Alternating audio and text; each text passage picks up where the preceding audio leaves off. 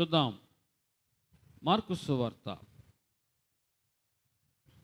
4వ అధ్యాయం. మార్కు సువార్త 4వ అధ్యాయంలో ప్రియ దేవుని బిడ్డలారా, 1 నుంచి మనం అందరం కూడా 9వ వచనం వరకు చదువుకుంటే మీ అందరికీ చాలా చక్కటి మాటలు ఇక్కడ అర్థమవుతూ ఉంటాయి. ప్రభువారు ఉపమాన రీతిగా మనకి అర్థమయ్యే విధంగా చక్కగా బోధించారు. ప్రభువు ఎప్పుడు బోధించినా కొంతమందికి అర్థం కాదేమో అని ఉపమాన రీతిగా ఒక ఎగ్జాంపుల్గా కొన్ని విషయాలు మనకి బోధించేవాడు. ఆనాడు కాదు, ఈనాటికి కూడా కొంతమందికి దేవుని వాక్యం సరిగా అర్థం కాక, అర్థం చేసుకోక, కొంతమంది అపార్థం చేసుకునే వాళ్ళు కూడా ఉంటారు. కాబట్టి మనకి అర్థమయ్యే భాషలో ప్రభువారు మనకి ఉపమాన రీతిగా ఇక్కడ ఒక బోధ మనకు చేశాడు. మనం అందరం నేర్చుకుందాముగాక. విత్తువాడు 4వ వచనంలో, విత్తువాడు విత్తుటకు బయలు వెళ్ళెను. వాడు విత్తుచూ ఉండగా కొన్ని విత్తనాలు త్రోవ పక్కన పడెను. గనుక పక్షులు వచ్చి వాటిని మృంగివేసెను. కొన్ని చాలా మన్ను లేని రాతి నేలను పడెను. అక్కడ మన్ను లోతుగా ఉండనందున అవి వెంటనే మొలిచెను. కానీ సూర్యుడు ఉదయింపగానే అవి మాడి వేరు లేనందున ఎండిపోయెను. కొన్ని ముండ్ల పొదలలో పడెను. ముండ్ల పొదలు ఎదిగి వాటిని అణిచివేసెను. గనుక అవి ఫలింపలేదు. కొన్ని మంచి నేలను పడెను. అవి మొలిచి పెరిగి పైరై 30దంతులుగాను 60దంతులుగాను 100దంతులుగాను ఫలించెను. వినుటకు చెవులు గలవాడు వినుగాక అని చెప్పెను. ఈ మాటలు దేవుడు మన హృదయంలో ఫలింపచేయునుగాక. అంత ఉపమాన రీతిగా ఆయన బోధించిన తర్వాత చివరిలో చక్కటి కొటేషన్ ఇచ్చాడు. ఏంటిది? వినుటకు చెవు గలవాడు వినుగాక, చెవు గలవాడు వినుగాక అని చెప్పాడు.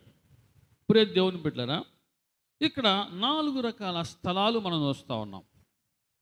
4 రకాల ప్రదేశాలు. ఒకటేమో త్రోవ పక్కన పడిన విత్తనం, త్రోవ ప్రక్కన అదొక ప్రదేశం. రెండవది రాతి నేల, అదొక ప్రదేశము. మూడవది ముండ్ల పొద, అది ఒక ప్రదేశము. 4వది మంచి నేల. ప్రియ దేవుని బిడ్డలారా, ఈ ప్రదేశాలు, ఈ స్థలం, ఇది మన హృదయానికి సాదృశ్యంగా ఉంది.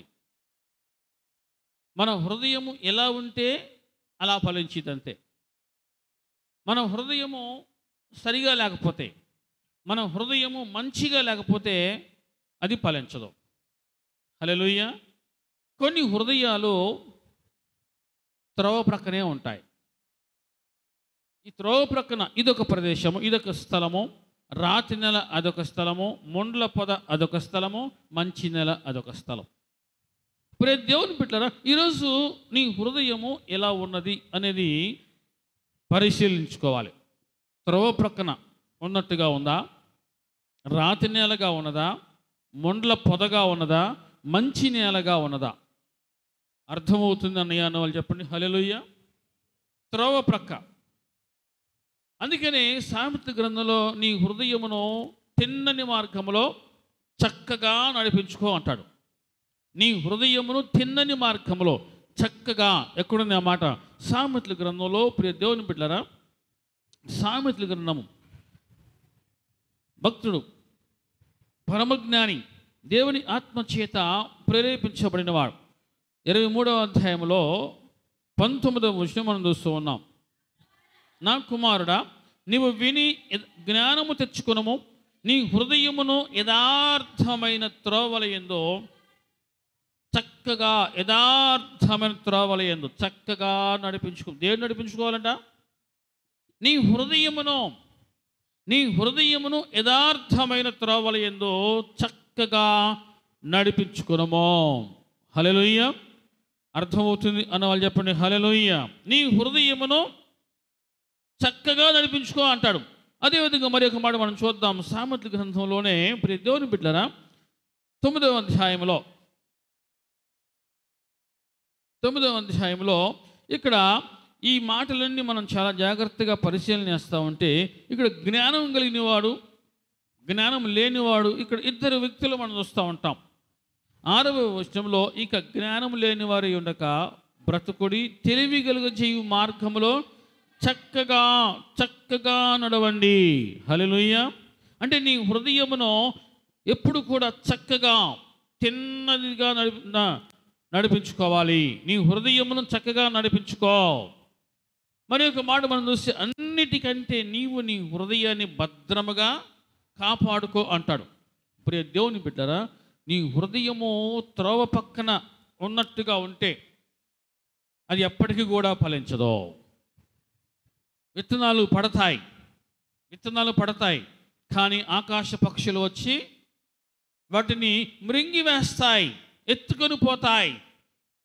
కాబట్టి నీవు నీ హృదయాన్ని పరిశీలన చేసుకోవాలి. నీ హృదయము తిన్నని మార్గములో ఉన్నదా, లేక త్రోవ ప్రక్కన ఉన్నట్టుగా ఉందా, త్రోవ విడిచి నడిచినట్టుగా ఉందా అనేది పరిశీలన చేసుకోవడం అది ఎంతైనా మనకి మంచిది. రెండవది చూస్తున్నాం, రాతి నేల.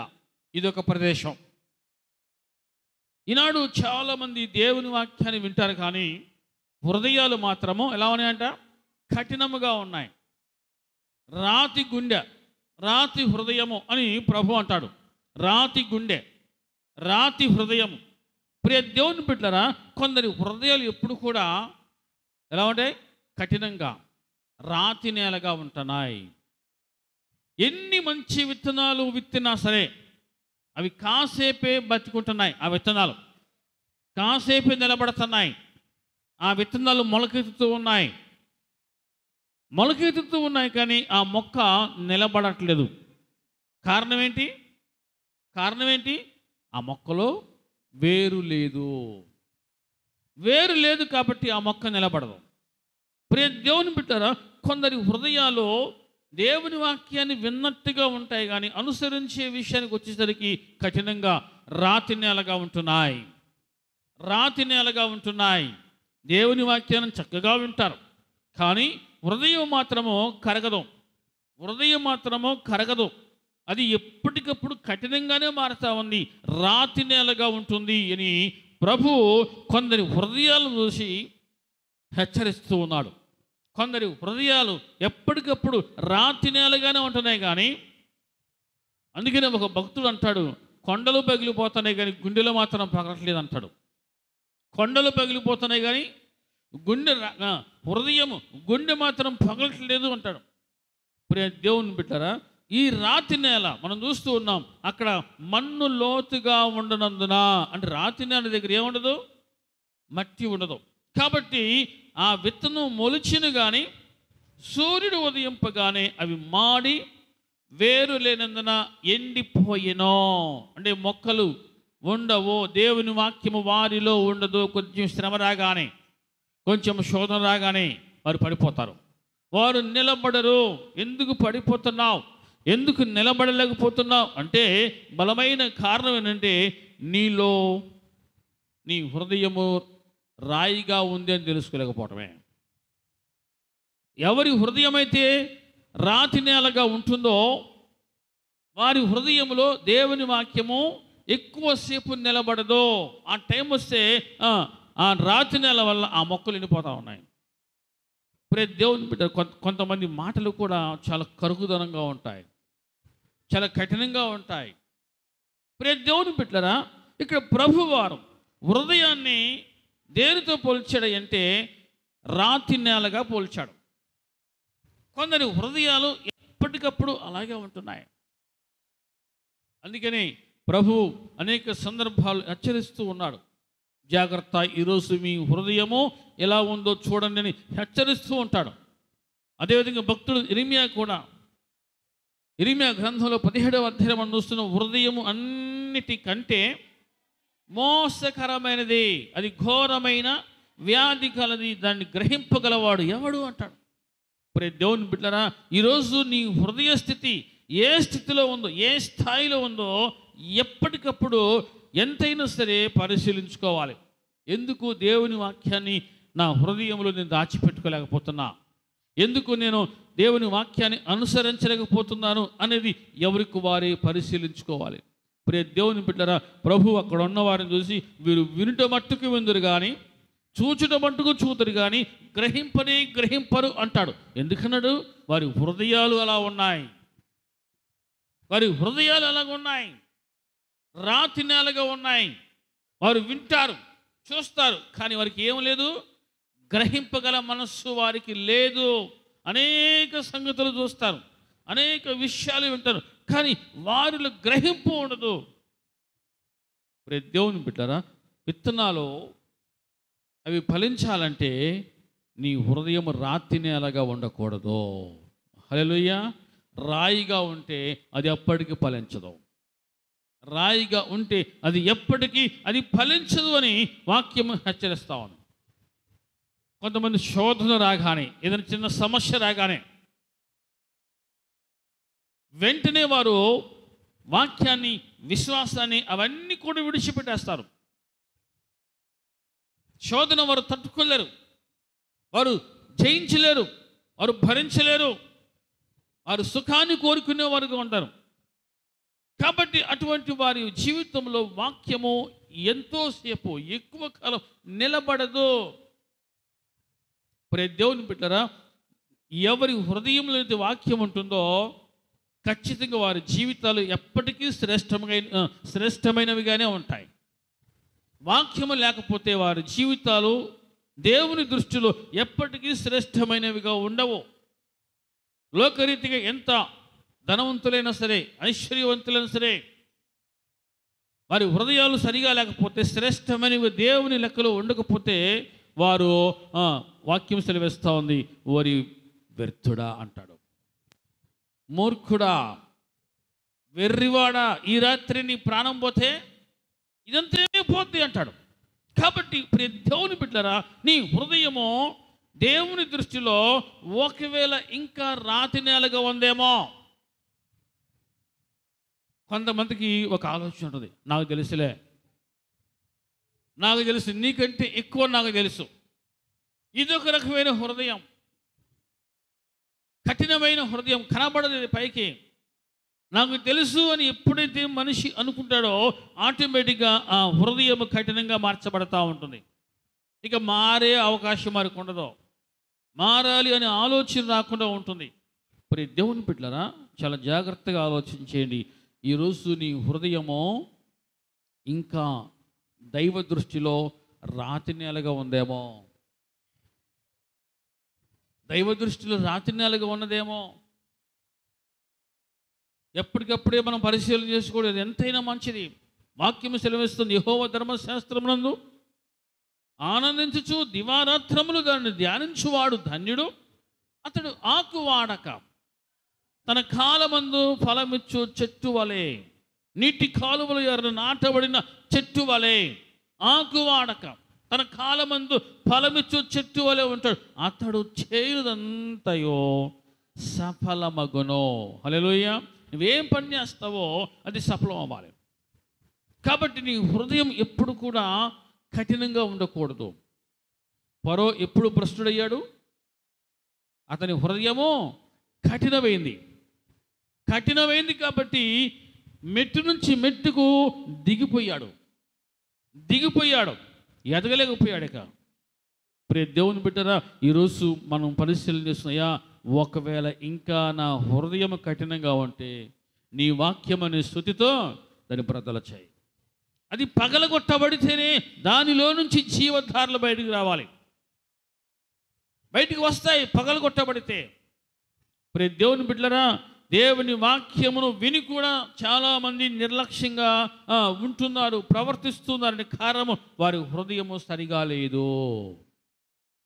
వారి హృదయము రాతి హృదయంగా ఉన్నది. కాబట్టి వారు దేవుని వాక్యమును హృదయములో జాగ్రత్త తీసుకుని భద్రం చేసుకున్నారు. మొదటిగా అది ఏ నేలది? త్రోవ పక్క. హృదయము త్రోవ పక్క.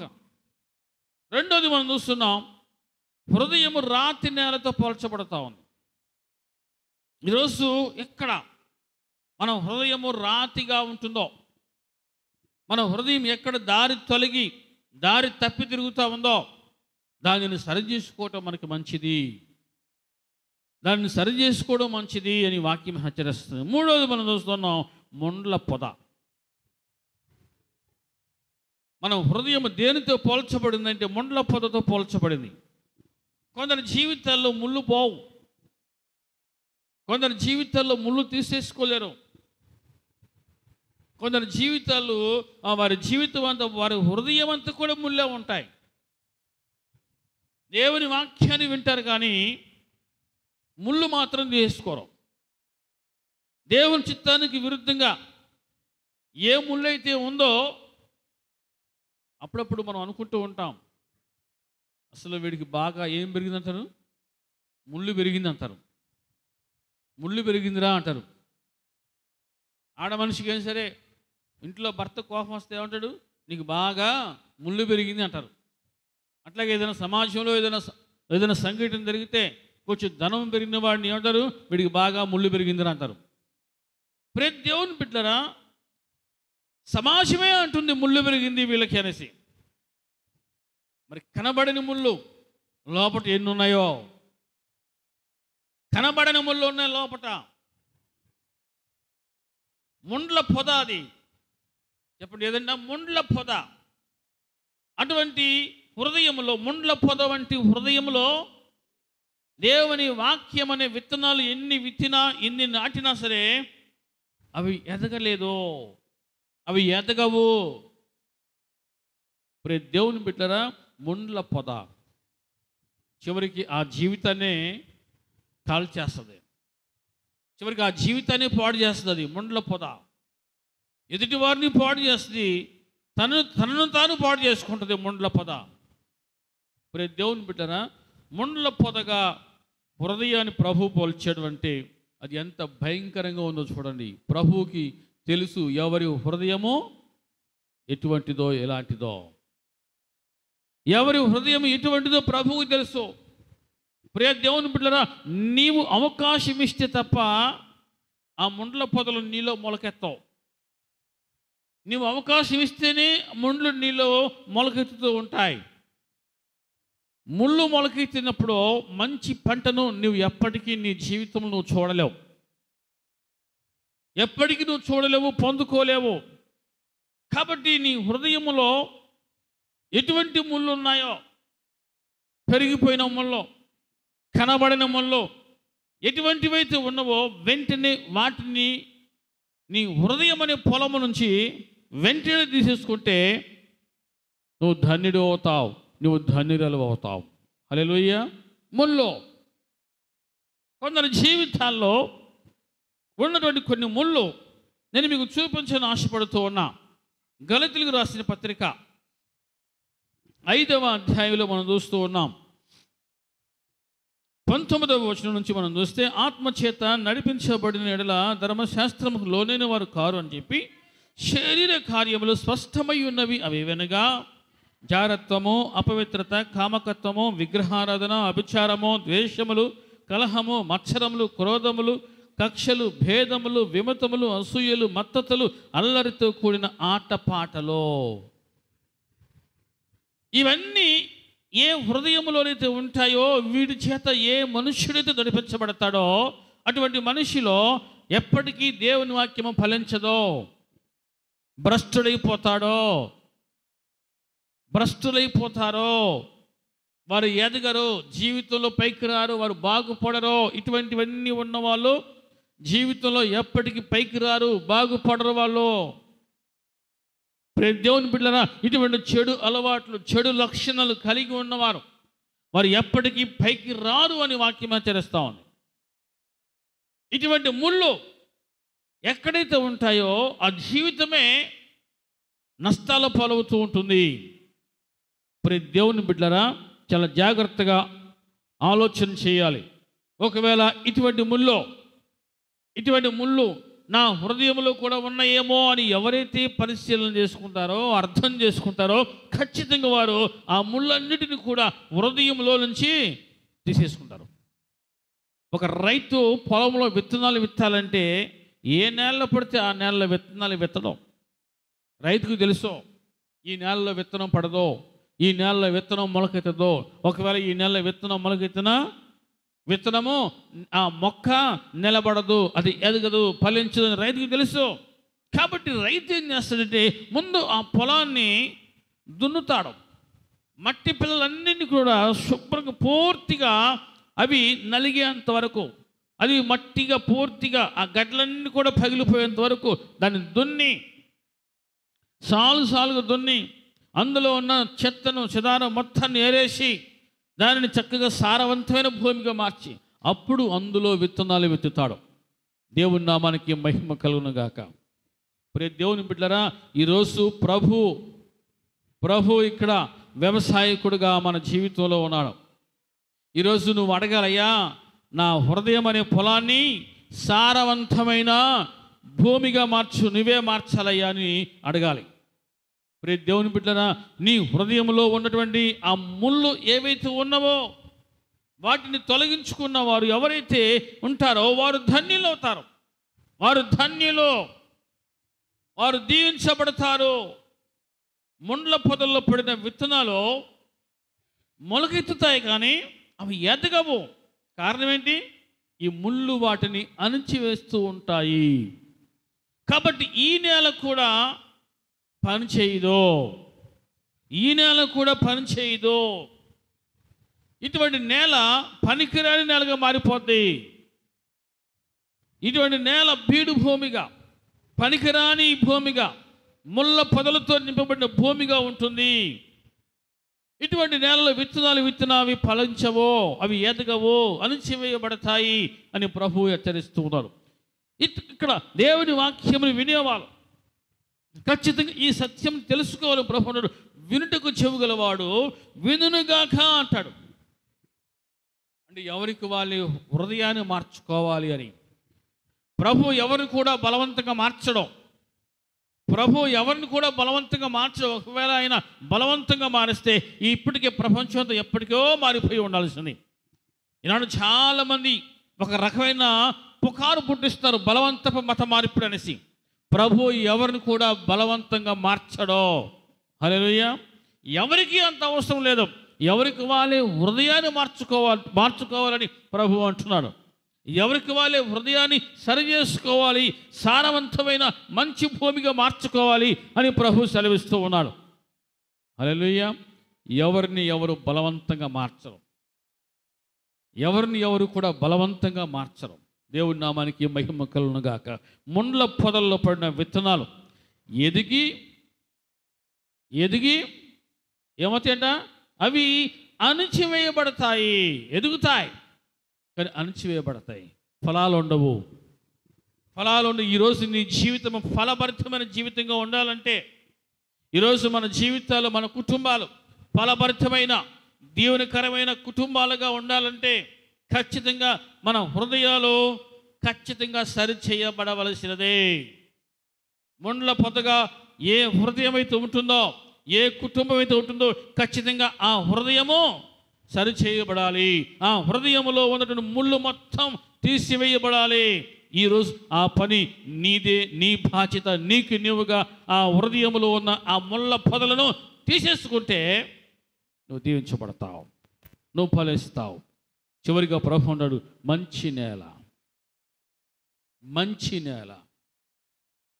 ప్రియ దేవుని బిడ్డరా, అక్కడ 4 రకాల ప్రజలు ఉన్నారు, 4 రకాల హృదయాలు ఉన్నాయి.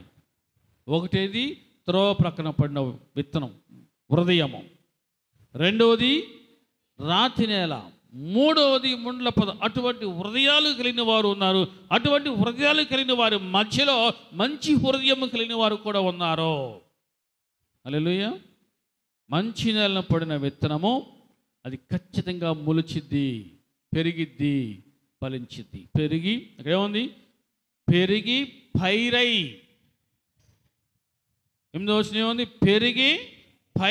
మొలిచి పెరిగి పైరై 30 దంతులుగా, 60 దంతులుగా, 100 దంతలుగా ఫలించిద్ది. హల్లెలూయా. కాబట్టి ఇప్పుడు దేవుని బిడ్డలారా, ఈరోజు నీ హృదయం అనే పొలము మంచి నేలగా ఉంటే, సారవంతమైన భూమిగా ఉంటే ఖచ్చితంగా నువ్వు ఫలిస్తావు. ఆ హృదయము ఫలించింది. ఎలా ఫలించింది? ఎంతగా ఫలించింది అంటే నూరంతలుగా ఫలించింది. అది ఫలించకుండా ఉండదు. మంచి నేలగా మార్చుకోవలసిన బాధ్యత కూడా నీదే, నీ హృదయాన్ని. దేవుని వాక్యము విని కూడా చాలామంది హృదయాన్ని మంచి నేలగా మార్చుకోలేని స్థితిలో ఉన్నారు. లోపట ముళ్ళే పనిచేస్తూ ఉన్నాయి. కొంతమంది లోపట ఆ రాతి నేలనే దాచిపెట్టుకున్నారు. కొంతమంది ఆ త్రోవ పక్క పడ్డట్టే ఉంటున్నారు. మరి దేవుని బిడ్డరా, కొందరైతే హృదయాన్ని విన్న వాక్య ప్రకారము మంచి నేలగా మార్చుకోవడం కోసం ఇష్టపడుతున్నారు. హల్లెలూయా. మంచి నేలగా మార్చుకున్నవారు నూరంతలుగా ఫలిస్తారు అని వాక్యం సెలవిస్తాను. ప్రభు అంటాడు తన మొదటి ప్రసంగంలో, మీరు లోకానికి వెలుగై ఉన్నారు, మీరు లోకానికి ఉప్పై ఉన్నారు. మత్తయి సువార్తలో, యోహాను సువార్త 15వ అధ్యాయంలో 8వ వచనంలో ఒక మాట అంటాడు, మీరు బహుగా ఫలించుట వల్ల నా తండ్రి మహిమపరచబడును. మీరు బహుగా ఫలించాలంటే మీ హృదయము మంచి నేలగా ఉండాలి, సారవంతమైన భూమిగా ఉండాలి. సారం లేని భూమి కాదు, సారవంతమైన భూమిగా ఉండాలి. మీరు బహుగా ఫలించుట వలన నా తండ్రి మహిమపరచబడతాడో. హల్లెలూయా. కాబట్టి ఎవరికి వారే పరిశీలన చేసుకోవాలి. గోధుమలు గురువులు కలిసి ఉన్నట్లుగా అటువంటి ప్రజల మధ్యలో మంచి నేల కలిగినటువంటి మంచి హృదయం కలిగిన వారు కూడా ఉన్నారు అని ప్రభు ఎరిగి ఈ ఉపమానం వారికి బోధించాడు. ప్రియ దేవుని బిడ్డరా, దేవుని వాక్యం చేత ఎవరైతే పట్టబడతారో, ఎవరైతే దేవుని వాక్యానికి తమను తాము అప్పగించుకుంటారో, ఖచ్చితంగా వారి జీవితాలు ఎప్పటికప్పుడు ఫలిస్తూనే ఉంటాయి. ఫలించుదురుగాక, ఫలించుదురుగాక. ఆమేన్. మంచి నేలను పడిన విత్తనం మొలిచి పెరిగి, ఇక్కడే ఉంది పైరు పైరై 30ంతలుగా 100ంతలుగా 60ంతలుగా ఫలించింది. చెవిగలవాడు వినుగాక అంటాడు. మరి దేవుని బిడ్డరా, అనేక సందర్భాల్లో అనేక సమయాల్లో మనకి దేవుని వాక్యం వినబడుతూ ఉంది. విత్తబడిన ఆ మాటలు మన హృదయంలో ఫలిస్తున్నాయా? మన హృదయము మంచి హృదయముగా, మంచి నేలగా ఉంటే ఖచ్చితంగా దేవుని వాక్యం మనలో ఫలించింది. మనం హృదయం కనుక మంచి నేలగా ఉండకుండా ముండ్ల పొదలతో ఉంటే, రాతి హృదయంగా ఉంటే, త్రోవ పక్కనట్టుగా ఉంటే, ప్రియ దేవుని బిడ్డరా, ఎప్పటికీ ఆ హృదయం ఫలించదు అని ప్రభు ముక్కుసూటిగా హెచ్చరిస్తూ ఉన్నాడు. ఇక్కడ అర్థమవుతుంది అన్న వాళ్ళు చెప్పండి. హల్లెలూయా. ఈ రోజున చాలా శ్రేష్టమైన హెచ్చరికతో కూడిన వాక్కులు ప్రభు మనకు అనుగ్రహిస్తూ ఉన్నాడు. అక్కడున్న శిష్యులకు ఇంత చక్కగా ఉపమాన రీతి చెప్పినా సరే వాళ్ళు ఇంకా అర్థం చేసుకోవాలి. ప్రభువా, ఈ ఉపమాన భావం ఏంటయ్యా అని మళ్ళీ అడుగుతున్నారు. ఒకరిలో వేరు లేదు. చూద్దాం 14వ వచనంలో, విత్తువాడు వాక్యం విత్తుచున్నాడు, త్రోవ పక్క ఉండేవాడు వారు ఎవరనగా వాక్యము వారిలో విత్తబడును కానీ వారు వినిన వెంటనే సాతాను వచ్చి వారిలో విత్తబడిన వాక్యమును ఎత్తుకొని పోవును. అంటే సాతానుకు ఆ వ్యక్తి అంత దగ్గరగా ఉంటాడు. తెరవబడిన తలుపు తీయబడిన ఇల్లు ఎలాగుంటుందో కొందరు జీవితాలు అలా ఉంటుంది. సాతానుడు వాడు ఎప్పుడైనా వస్తాడు, ఎప్పుడైనా దోచుకొని పోతాడు. అంత అవకాశమును అటువంటి వారు ఇస్తున్నారు. అటువంటి అవకాశమును అపవాదికి మీరు ఇవ్వకూడదు కదా, అటువంటి అవకాశమును ఇస్తున్నారు. ప్రభు అంటాడు, అపోస్తలుడు యాకోబు అంటాడు, ఏమన్నాడు? అపవాదిని ఎదిరించుడి, అప్పుడు వాడు మీ ఎదురు నుంచి పారిపోతాడు. ఎదిరించేవారు లేరు అక్కడ. ప్రియ దేవుని బిడ్డలారా, మరి మాట ఇక్కడ మనం చూస్తూ ఉన్నాం. 16వ వచనంలో, రాత్రి నెల విత్తబడిన వారు ఎవరికి వాక్యం విని సంతోషముగా అంగీకరిస్తారు, అయితే వారిలో వేరు లేదు. చెట్టు నిలబడాలి అంటే వేరు బలంగా ఉండాలి. హల్లెలూయా. చెట్టు నిలబడాలంటే వేరు బలంగా ఉండాలి, లోతుగా ఉండాలి. చాలామంది ఎందుకు పడిపోతున్నారు? కొంతకాలమే వారు నిలిచి ఉంటున్నారు, కానీ ఎక్కువ కాలము నిలబడలేకపోతున్నారు. కారణం ఏంటి? వారి హృదయము రాతి నేలగా ఉంది, రాతి నేలగా ఉంది. మరొక మాట మనం చూస్తున్నాం, ముండ్ల పొద. ఈ ముండ్ల పొదలు ఇక్కడ ప్రభు అంటున్నాడు, దేనితో పోల్చాడంటే ఐహిక విచారము, ధనమోసము, ఇతరమైన ఆపేక్షలు. ఈ మూడింటిని ఎవరైతే తీసేసుకోలేరో వారిలో దేవుని వాక్యము ఎదగదు, ఆ విత్తనాలు ఎదగవు, అణచివేయబడతాయి. ఐహిక విచారం, ధనమోసం, ఇతర కోరికలు. చెప్పండి, ఇవి ఎవరిలో లేవు? చెప్పండి నాడు. ఐహిక విచారం లేని వారు ఎవరు? ధనమోసము, ధనాపేక్ష లేని వారు ఎవరు? ఇతర కోరికలు లేని వారు ఎవరు? ఇవి ఉన్న వారిలో దేవుని వాక్యము ఎదగదు, ఫలించదు. అర్థమవుతుంది అన్న వాళ్ళు చెప్పండి హల్లెలూయా. ఇవి ఉన్నవారు ఎవరైనా సరి కావచ్చు, అటువంటి వారిలో పైకి చాలా చక్కగా పాట పాడొచ్చు, ప్రార్థన చేయొచ్చు, కానీ వారిలో ఇవి గనక ఉంటే వారు ప్రభువులో స్థిరముగా నిలబడలేరు, వాక్యమందు నిలబడలేరు, వాక్యము వారిలో ఫలించదు. చివరిగా అంటాడు మంచి నేల. 20వ వచనం మనం చూస్తున్నాం. మంచి నేల విత్తబడిన వాక్యము విని దానిని అంగీకరించి. హల్లెలూయా.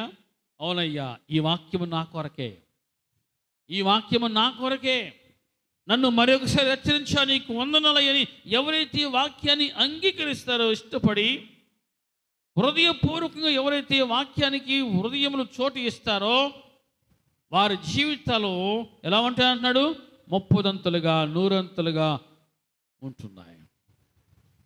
మరి దేవుని బిడ్డలారా, చాలా జాగ్రత్తగా పరిశీలించుకుందాం. ఈరోజు మన ఆత్మీయ స్థితి ఎలా ఉంది? మనం హృదయము మంచి నేలగా మార్చబడితేనే మనము 100 ఫలిస్తాము అని గుర్తుపెట్టుకొని, 30 60 100 ఫలించాలి అని ఆశ ఉండే ఖచ్చితంగా హృదయాన్ని మంచి నేలగా మార్చుకుందాం. కఠినత్వం ఏదైతే ఉందో తీసేసుకుందాం, ముళ్ళు ఏవైతే ఉన్నామో వాటిని తీసేసుకుందాం. మనం హృదయం ఎక్కడైతే ఉందో త్రోవ ప్రక్కన దానిని సరి చేసుకుందాం, తిన్నని మార్గములు నడిపించుకుందాం. అలా ఉంటే ఖచ్చితంగా మన జీవితాలు ఫలిస్తాయి. నిలబడదాం, బహుగా ఫలించుదాం. అట్టి కృప దేవుడు మనందరికీ దయచేయునుగాక. ఆమేన్. ప్రార్థన చేసుకుందాం.